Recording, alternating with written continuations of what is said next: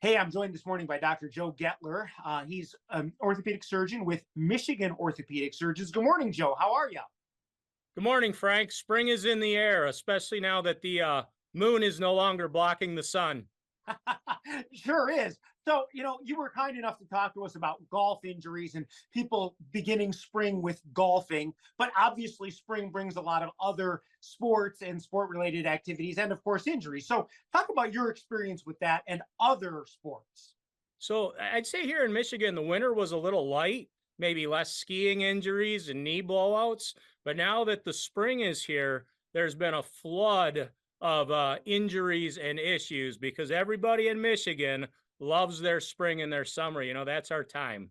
So I like to separate it out into upper extremity and lower extremity, and then maybe other.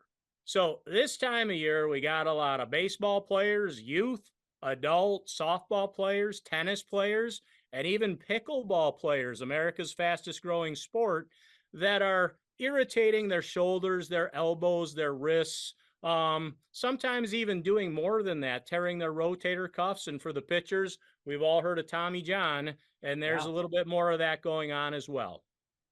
So, most of these don't sound like they are catastrophic injuries. So, how can people avoid these irritant injuries from overuse or maybe getting into the season a little too early?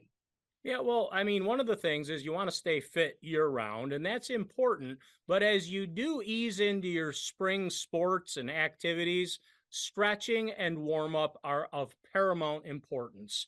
And I can't stress that enough. The other thing is the 10% rule. If you haven't been doing something for a while and then you start doing something, ease into it. And we kind of talk about whether it's running or weight training, 10% increase per week is usually just a good general rule of thumb. Excellent. So, there's a lot of younger people getting back to their sports, their, school athletics, but I'm actually kind of interested in the pickleball group because I'm not so sure that they're so savvy that they have maybe pickleball trainers, let's say. So, I guess what are some of the commonest pickleball type injuries and how can people avoid those? Shoulder and elbow irritations, and then knee strains, and sometimes ankle sprains and things like that. Well, once again, pickleball, has gotten so popular because it require the rigors of, say, tennis, but you still need to, cut, pivot, you need to swing your racket, and all those things can occur. So relatively mild injuries, generally speaking. But once again, pickleball has a little bit of the upper extremity stuff, like with baseball and pitching, and a little bit of the lower extremity stuff, like the sports that are getting into full swing now, like lacrosse and soccer and track and field. Excellent. So, any final recommendations, I guess, for people that are getting out there and trying to enjoy the hopefully soon to be warm weather? I can't underscore the importance of stretching, good warm up, being fit throughout the week, and having a fitness regimen.